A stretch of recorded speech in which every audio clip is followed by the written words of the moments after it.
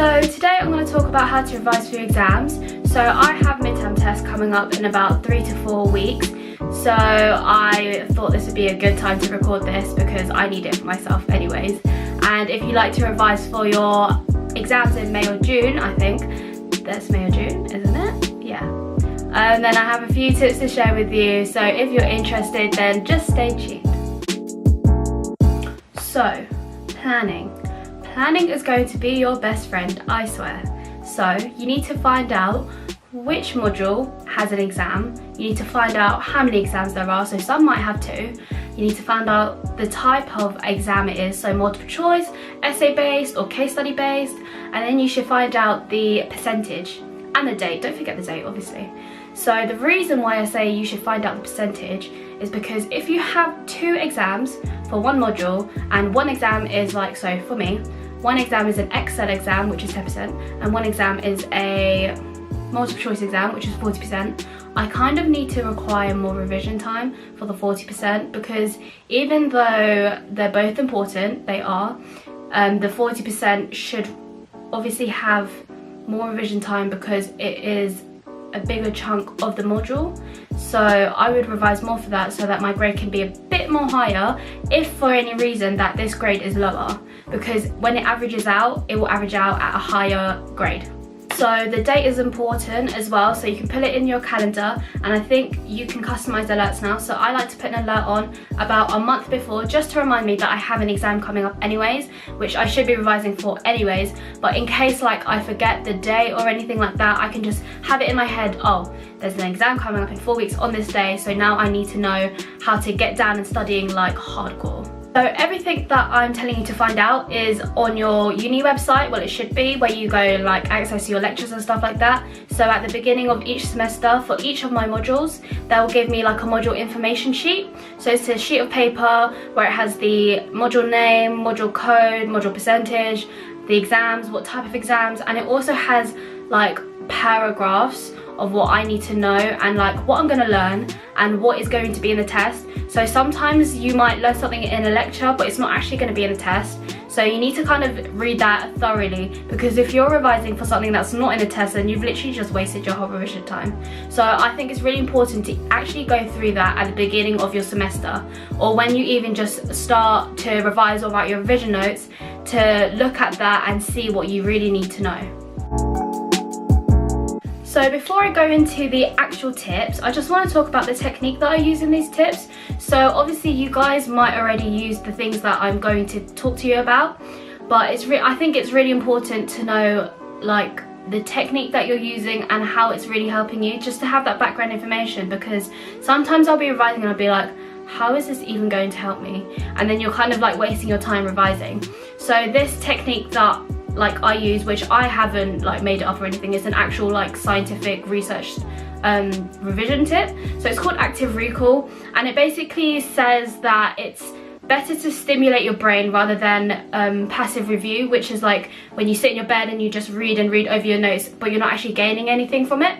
And it's kind of like telling you to retrieve information from your brain instead of feed your brain more information. So that's why like practice tests and flashcards, like having the subject or whatever, and then on the other side you have to guess what's on the other side. So yeah, whatever that is. So yeah, I just wanted to touch up on what that is, because when I found out about that I was like, oh, that makes so much sense, rather than me just reading over my notes and just sitting there and just not doing anything with my notes to actually like use my brain, and I'm just feeding myself information and then the next day I literally have to go over it again because I literally didn't remember anything from that day. So yeah, moving on to the tips now.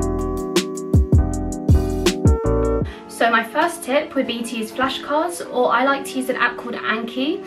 And the reason why I like to have an app on my phone with flashcards is because wherever you are, if you don't have time to actually revise in the day, then you have time to like revise waiting for a bus, or if you're like out with your family in the car and you're just like having a 40-minute drive, then you can literally just revise in the car on your phone without taking like flashcards around with you. And Anki is a really great app because obviously with flashcards I put a question and then I put an answer, so I just test myself. but with those you can rank it. So if you find something that's really hard, then you click really hard, and then they'll ask you in 1 minute. But if you find something that's really easy, then they'll ask you in 10 minutes. And the reason for that is because you should know something that's really easy in 10 minutes or 20 minutes or an hour. But if you find something that's really hard, then it'll just keep asking you until it's into your head. And it's, as long as it's a question and not like actual information, which is like the passive review that I was talking about, then eventually you'll learn the answer to the question, and then eventually you'll start to know everything that you need to know. And that's the reason why I really like this. And you can also get it on your computer for free, but I know that the app costs a bit of money, but I don't know how much it is. But I'll link up here now how much that it will be, and it will be worth it anyways, because you'll be using it for like 3-4 years, which is really good. So my next tip are for those of you who cannot let making notes go, but the active recall basically says that making notes have no use, and that's why we should just be testing ourselves all the time. But I will never let go of making notes, because I love making notes and make them look pretty, but over time they've just not looked pretty. But anyways, in lectures I make notes, which I like this. So I'll put the heading here of the lecture, and then around it I'll do like a spider diagram thing. And the reason why I do spider diagram and not like long notes is because for me personally, having long notes will make it less interesting for me to read. So I try to kind of fit a lot of things onto one page, but it makes more sense for me to summarize it a bit and not write like the whole sentence down. And then I highlight headings. I don't use highlighter to help me revise. It doesn't do anything for me. I just highlight headings and like important names that I need to know, just so that when I look at the whole page, I'll see like, okay, that's a really important name that I have to know, not that I have to learn. And then when I actually get to revising, so I'll get my notes and I'll read over them, and I'll make sure that they make sense to me, not just I'm reading over them and I don't know what they mean. So if there's a complicated word there, then I'll research it. If there's a person and I don't know much about them, then I'll research about them a bit more, and it will help to make the summaries make more sense to you. And then what I'll do is, once I've done all of that and I've kind of learned a bit more about my notes, I'll put the notes away and I'll take a new page and I'll basically rewrite my notes. And it's almost like testing yourself, but you just rewrite the notes until you get everything correct and you get all of the information correct. And it might sound repetitive, but it really helps me in my accounting exam, which I had about 10 days to revise for, and it was really intense. But what I just kept doing was rewriting and rewriting, but not rewriting whilst looking at my notes. I was rewriting whilst testing myself at the same time. So I think that's a really helpful thing to do if you still love to write out notes for your lectures, and you still love to have like summaries of things instead of just questions, and you still want to read over things that you've learnt from your lectures.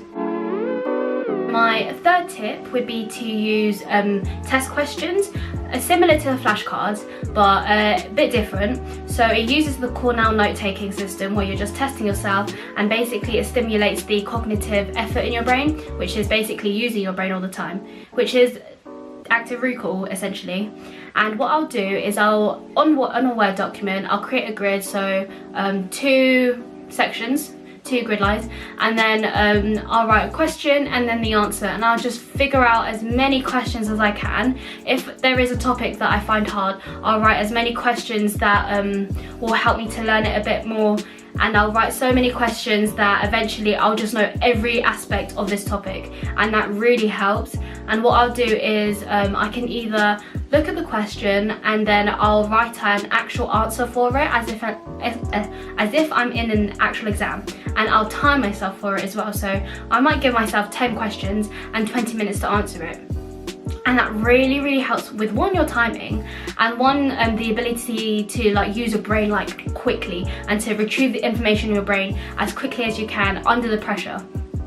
And what I'll also do, if I don't feel like writing that day, sometimes I don't, I'll get a family member or a friend, and I'll be like, look, please can you just test me for 5 minutes and ask me as many questions as you can in 5 minutes, and I'll just see how many I can answer.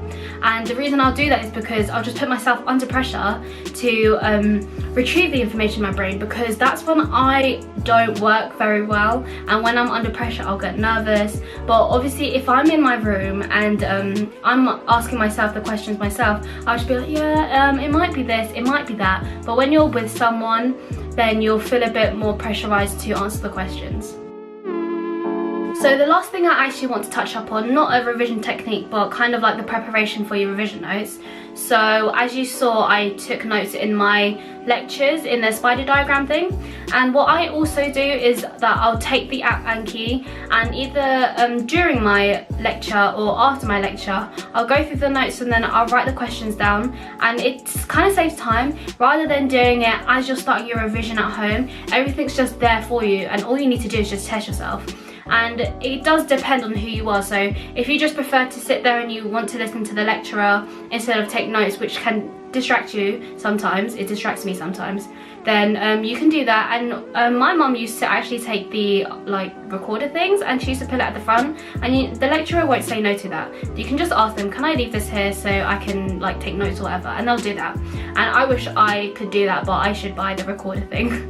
But for now, what I'll do, is I'll just do the spider diagram thing, and it really saves a lot of time for you, and I advise you to do that too.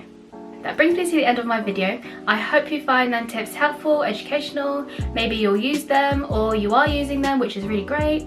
And yeah, I hope you've enjoyed this whole thing if you've stayed till the end. So please like, subscribe if you like, let me know if you like these tips, if you're going to use them, if you use them, your experience with them, and yeah. Thank you for watching.